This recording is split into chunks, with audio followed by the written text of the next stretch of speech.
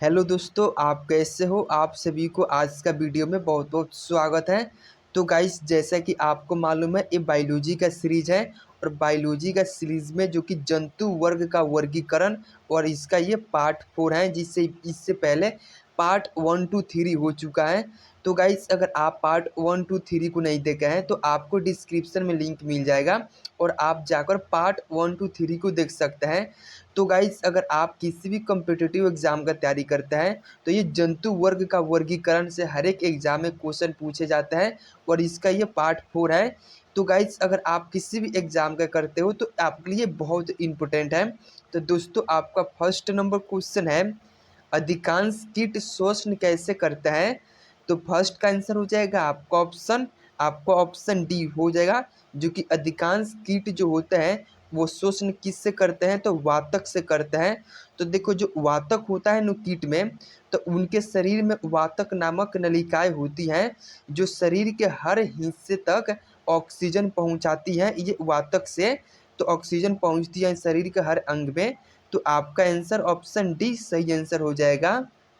2 number question है, निम्न में से कौन अंडे देता है और सीधे बच्चे नहीं देता।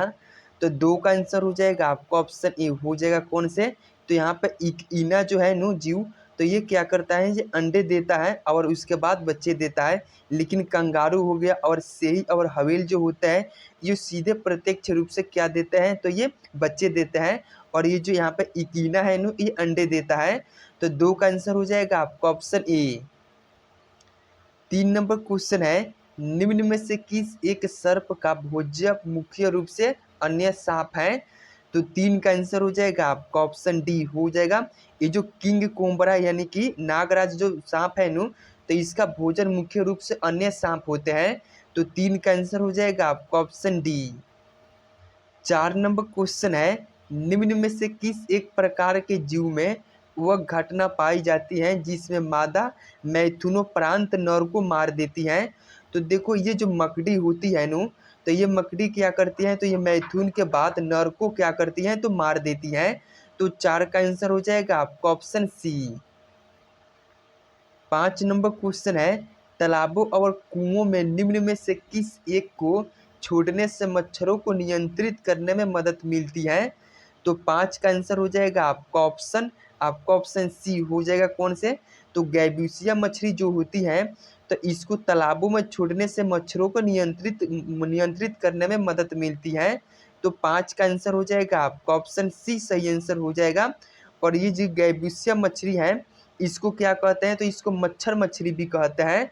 तो आपका आंसर हो जाएगा ऑप्शन सी सही आंसर हो जाएगा। 6 नंबर क्वेश्चन है, निम्न में से कौन सा एक कपी नहीं है। तो 6 का आंसर हो जाएगा आपका ऑप्शन सी हो जाएगा, कौन से कपी नहीं है। तो ये देखो, यहाँ पे जो ये लंगूर है, ये क्या है, तो ये कपी नहीं है। और कपी क्या होता है, तो देखो, कपी वे प्राणी होते हैं जो बंदरों जैसा दिखते हैं, लेकिन उनके पूंछ नहीं होते हैं, वे अधिक बुद्धिमान होते हैं, उससे हम कपी कहते हैं। तो ये जो लंगूर होते हैं, ये कपी जैसे नहीं होते हैं। तो आपका आंसर हो जाएगा ऑप्शन सी। 7 नंबर क्वेश्चन है, डुंगोंग नामक समुद्री जीव जो कि विलोपन की कगार पर है, ये क्या है। तो ये जो है ना, ये स्तनधारी जीव है। तो आपका आंसर हो जाएगा ऑप्शन डी। 8 नंबर क्वेश्चन है, भारतीय वन्य जीव के संदर्भ में उड्डयन फॉक्स निम्न में से क्या है।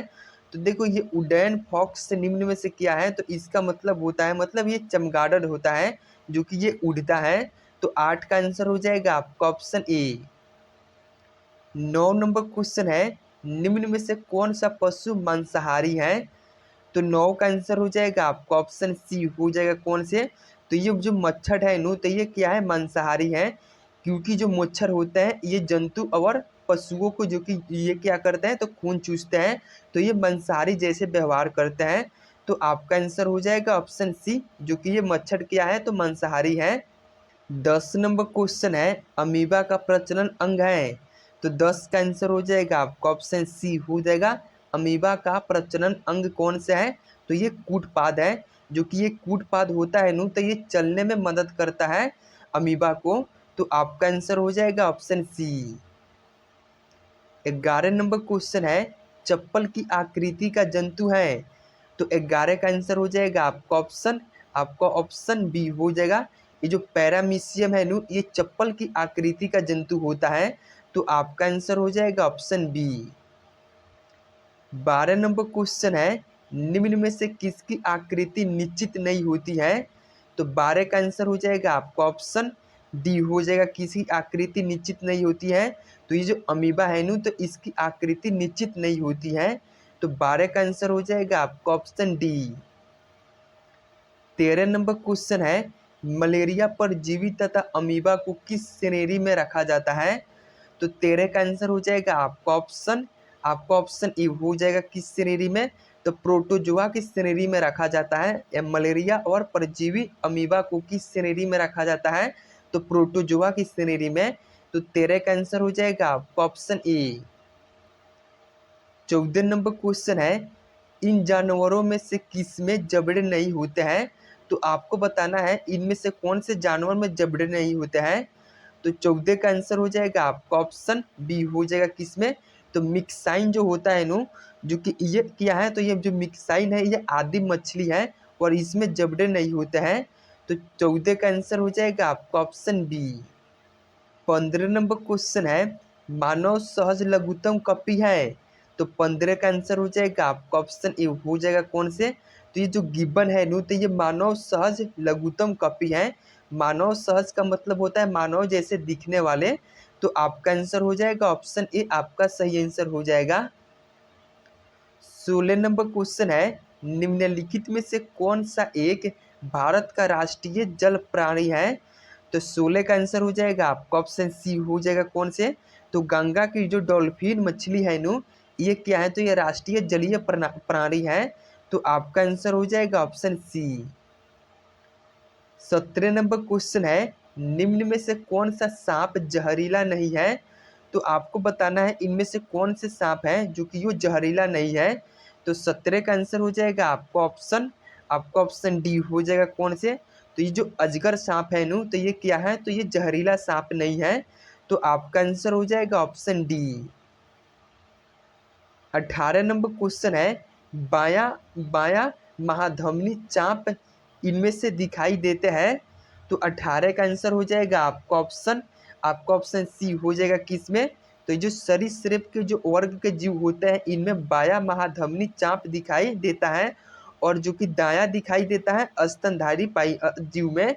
तो आपका आंसर ऑप्शन सी सही आंसर हो जाएगा, जो कि सरीसृप जीव में बाया महाधमनी दिखाई देता है। तो आपका आंसर हो जाएगा ऑप्शन सी। 19 नंबर क्वेश्चन है, विभिन्न जातियों के एक्स सीटू संरक्षण के लिए निम्न में से कौन सा उत्कृष्ट है?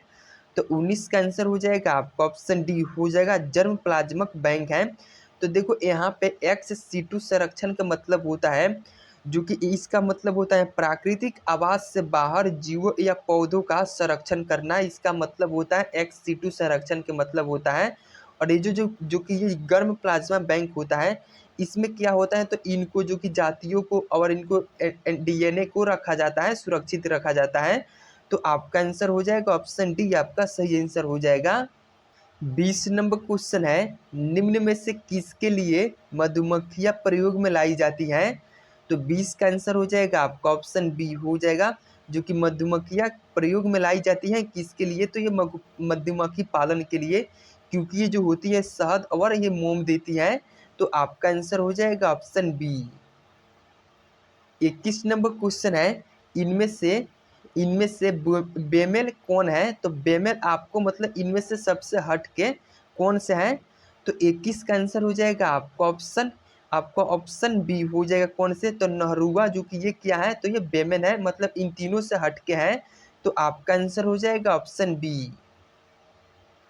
22 नंबर क्वेश्चन है, विलोपन की कगार पर सर्वाधिक संकटापन्न एशिया का शीर्ष परभक्षी है? तो 22 का आंसर हो जाएगा आपका ऑप्शन ए हो जाएगा, कौन से?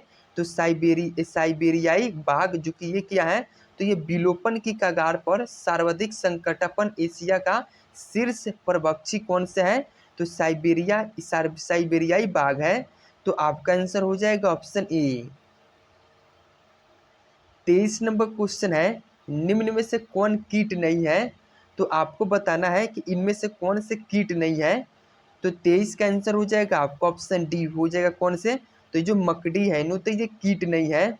बाकी यहाँ पे देखो ये जो तितली हो गई, ये यहाँ पे तिलचट्टा हो गया और ये मच्छर हो गया, ये सब क्या होते हैं? ये कीट होते हैं। लेकिन ये मकड़ी क्या है? तो कीट नहीं है। तो आपका आंसर हो जाएगा ऑप्शन डी। 24 नंबर क्वेश्चन है, निम्न में से किस युग्म का विपरीत प्रकार का परिसंचरण तंत्र है? तो 24 का आंसर हो जाएगा आपका ऑप्शन सी हो जाएगा, जो कि यहाँ पे कॉकरोच और सिल्वर सीप जो होता है, इनमें क्या है? तो इनमें विपरीत प्रकार का परिसंचरण तंत्र है। तो 24 का आंसर हो जाएगा आपका ऑप्शन सी।